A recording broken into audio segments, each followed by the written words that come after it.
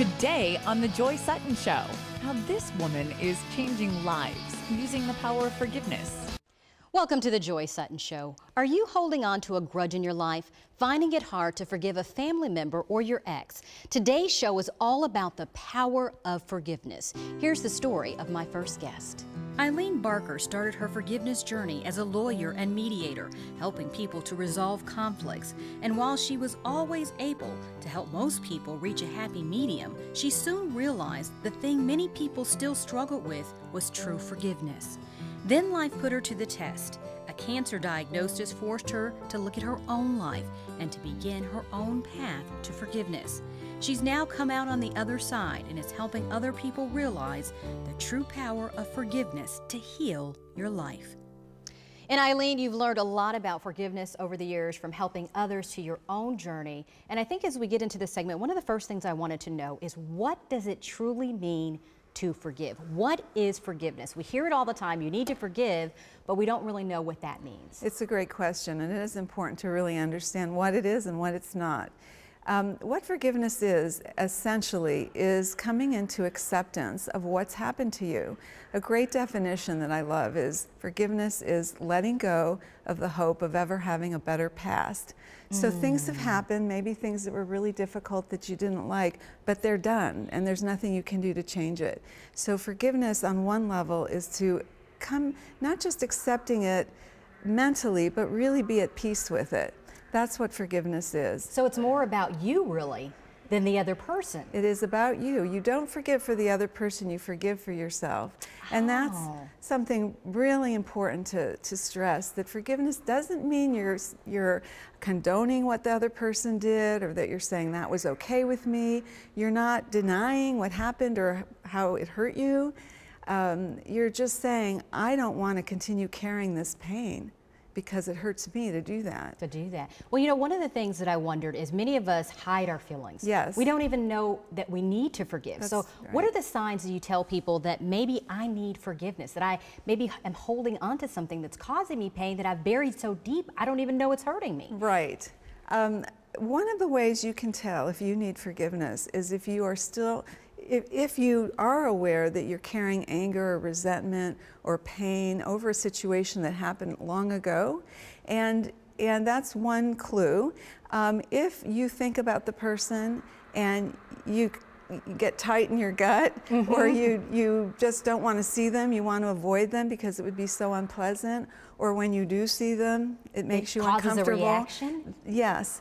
So sometimes we do know, but when we, like you're saying, sometimes we try to say, no, it's okay, because we just want to get on with life.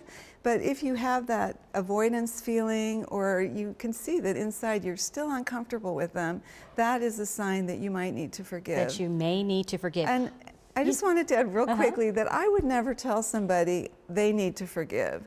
I would tell somebody, you might benefit from forgiveness. I think it's important for each person to decide for themselves. It's very personal, if whether or not you want to forgive, and are you ready? Now, the one thing I wonder, some people may say, I think there are some things that are unforgivable. Yes. I don't know if I'll ever get over them. Do you think that there are some things that are unforgivable, or do you think we can get to the point of forgiving those things? I think that when someone says, this is unforgivable, what happened to me is unforgivable, what they're really saying is, this is so painful and so hard that I can't imagine ever forgiving.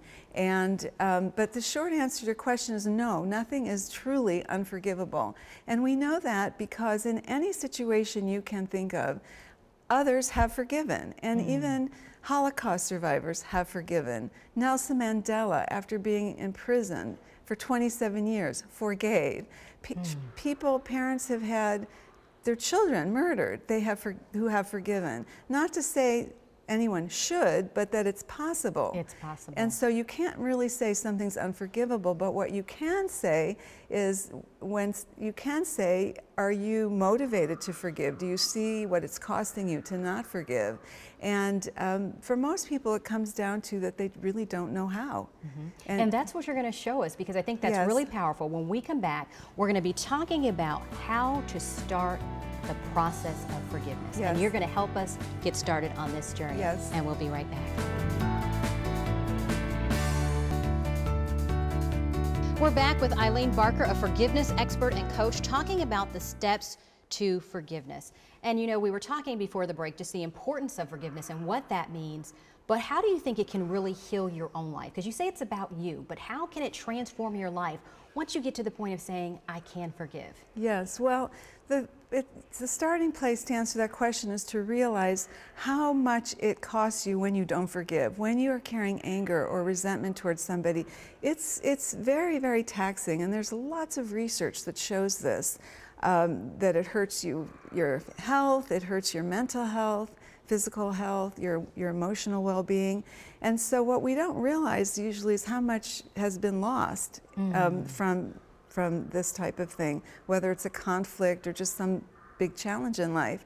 And when you're able to forgive, and what it enables is a restoration. So basically you can come back into a sense of wholeness. Many people will feel that I'm not living fully. When they're dealing with something very stressful or painful, that it's like they're carrying a burden. You're carrying, so it's they're almost carrying like a burden this is weight, lifted. and it's exactly the way people describe it. It's a burden is lifted, like a huge weight is lifted, and you're able to come back to yourself. I love that. And your wholeness, and it literally does heal your life. Well, we definitely want to get people started on this process, and you said there are really 3 key steps to kind of start on this journey. The first step is being able to identify the people in your life you need to forgive. What do you recommend? Do we need to start writing a list? Well, or how do you tell people to begin that process? You want to be very process? clear about who and what you want to forgive, and I would say most times when people come and do work with me, they are very clear. That's why they're there. But occasionally people will say, well, I don't know if I have anybody to forgive. And for those people, I always recommend take a piece of paper and just carry it around with you for a few days and ask the question in your mind, is there anybody I need to forgive? And just be willing to just sort of make that inquiry with yourself and see if anything comes up as you just notice. And they will inevitably come back to me 2 or 3 days later with a full piece of paper. Saying I have a whole list. Well, the next thing you said for the step 2 is telling the truth about your story.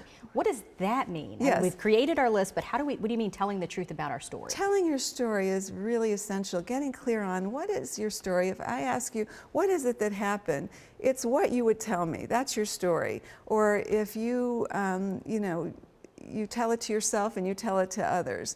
But whatever that is, it's very important to get it out. I often recommend people write it down on a piece of paper, because then you can hold it out and see it in front of you. But the key is this, is to recognize that you created that story, that it's your story. And there's no bad or wrong, because this was something we all do, but events happen. And then we have our story about what happened. And although we think, well, we would say, no, it's not a story, it's just what happened. That's just what happened.